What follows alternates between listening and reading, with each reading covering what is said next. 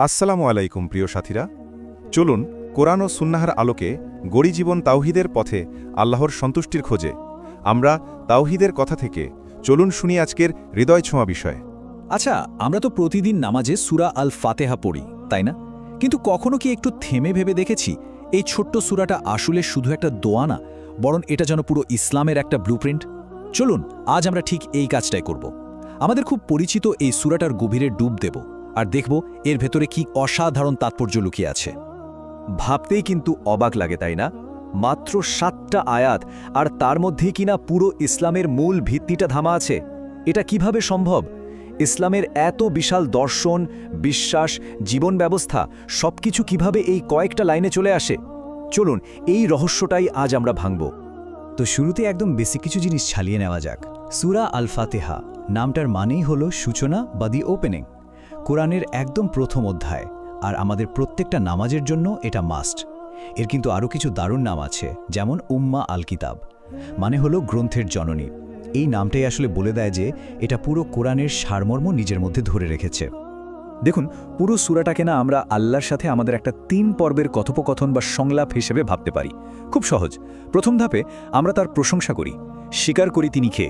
দ্বিতীয় ধাপে আমরা তার সাথে আমাদের সম্পর্কের একটা অঙ্গীকার করি, আর একদম শেষে তার কাছে আমাদের সবচেয়ে জরুরি চাওয়াটা পেশ করি।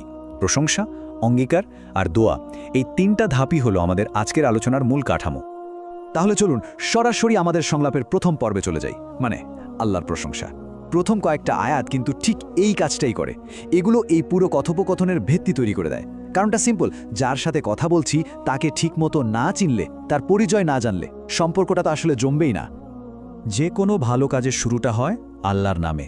বিসমিল্লাহির রহমানির রহিম, পরম করুণাময় অসীম দয়ালু আল্লাহর নামে। এই আয়াতটা আমাদেরকে একটা দারুণ জিনিস শেখায়। যে কোনো কাজ শুরু করার আগে তার নাম নিতে হয়, আর শুরুতেই তার দুটো গুণের কথা মনে করিয়ে দেওয়া হয়। তিনি রহমান, তিনি রাহিম, মানে তার করুণা আর দয়া যে কতটা বিশাল সেটা দিয়ে আমাদের সংলাপটা শুরু হচ্ছে। এরপরেই আসে সেই বিখ্যাত ঘোষণা, আলহামদুলিল্লাহ রব্বিল আলামিন, মানে সমস্ত প্রশংসা আর ধন্যবাদ একমাত্র আল্লাহর জন্য, যিনি শুধু আমাদের না বরং সমস্ত বিশ্বের, সমস্ত জগতের প্রতিপালক। এই রব্বুল আলামিন শব্দটা কিন্তু খুবই পাওয়ারফুল। এটা আমাদের মনে একটা কৃতজ্ঞতা বোধ, একটা শুকর তৈরি করে। কারণ আমরা যা কিছু দেখছি, যা কিছু অনুভব করছি, সব কিছুর স্রষ্টা এবং পালনকর্তা তো তিনি। প্রশংসার এই প্রথম পর্বটা শেষ হচ্ছে একটা খুব গুরুত্বপূর্ণ ঘোষণা দিয়ে, মালিকি ইয়াউমিদ্দিন, তিনি বিচার দিবসের মালিক। এই একটা লাইনে কিন্তু আমাদের পুরো দৃষ্টিভঙ্গি বদলে দেয়। এটা আমাদের মনে করিয়ে দেয় আমাদের সব কাজের একটা জবাবদিহিতা আছে, আর এই বোধটা থেকেই জন্ম নেয় আল্লাহর সচেতনতা, যাকে আমরা বলি তাকওয়া। তো এই তাকওয়া জিনিসটা আসলে কি? সহজ কথায় এটা হলো একটা কনস্ট্যান্ট অ্যাওয়ারনেস যে আল্লাহ আমাদের দেখছেন। এটা শুধু ভয় না, এটা একটা গভীর সম্মান আর ভালোবাসা থেকেও আসে। এই সচেতনতাই আমাদের ভালো কাজ করতে উৎসাহ দেয় আর খারাপ কাজ থেকে দূরে রাখে। এটাই হলো অ্যাকাউন্টেবিলিটি বা জবাবদিহিতার অনুভূতির একদম গোড়ার কথা। ওকে, প্রশংসার পর্ব শেষ। এবার আমরা ঢুকছি আমাদের এই সংলাপের একদম হার্টে, একেবারে কেন্দ্রবিন্দুতে।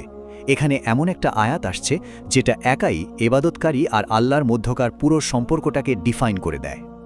দেখুন, আয়াতটা এতটাই গুরুত্বপূর্ণ যে এটাকে একাই দেখানো হচ্ছে। কারণ এটা শুধু সূরা ফাতিহার কেন্দ্র না, বলা যায় এটা পুরো ইসলামের মূল স্তম্ভ। ইয়াকা না'বুদু ওয়া ইয়াকা নাস্তাঈন, আমরা শুধু আপনারই ইবাদত করি আর শুধু আপনার কাছেই সাহায্য চাই। ব্যাস, এই একটা লাইন, এটাই ইসলামের কোর কমিটমেন্ট। কি পাওয়ারফুল একটা ডিক্লারেশন, তাই না? একদম সরাসরি আর কোনো দিকে না তাকিয়ে শুধুমাত্র আল্লাহর জন্য। এই আয়াতটার মধ্যে কি সুন্দর একটা ব্যালেন্স আছে, খেয়াল করেছেন? একদিকে ইবাদত মানে উপাসনা, এটা হলো আল্লাহর প্রতি আমাদের দায়িত্ব, আর অন্যদিকে ইস্তিয়ানা মানে সাহায্য চাওয়া, এটা হলো তার ওপর আমাদের সম্পূর্ণ নির্ভরতা।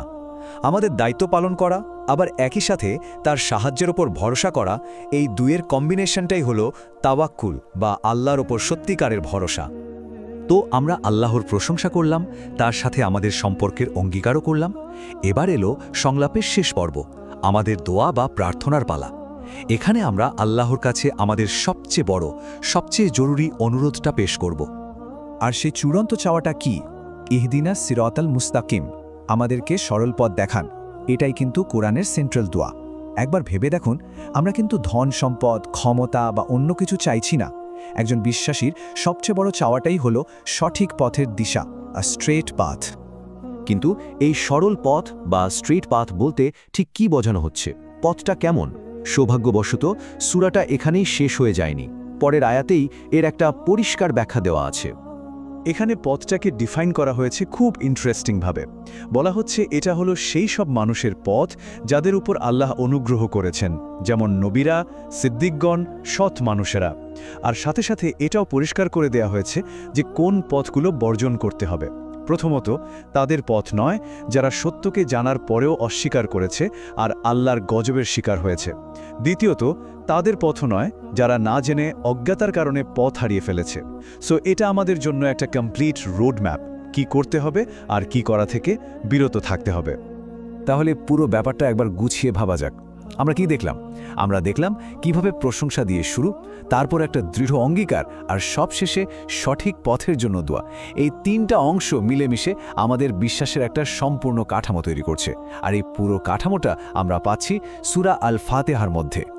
আর ঠিক এই কারণেই এই সূরাটা আমাদের প্রত্যেক নামাজের প্রত্যেক রাকাতে পড়াটা আবশ্যক।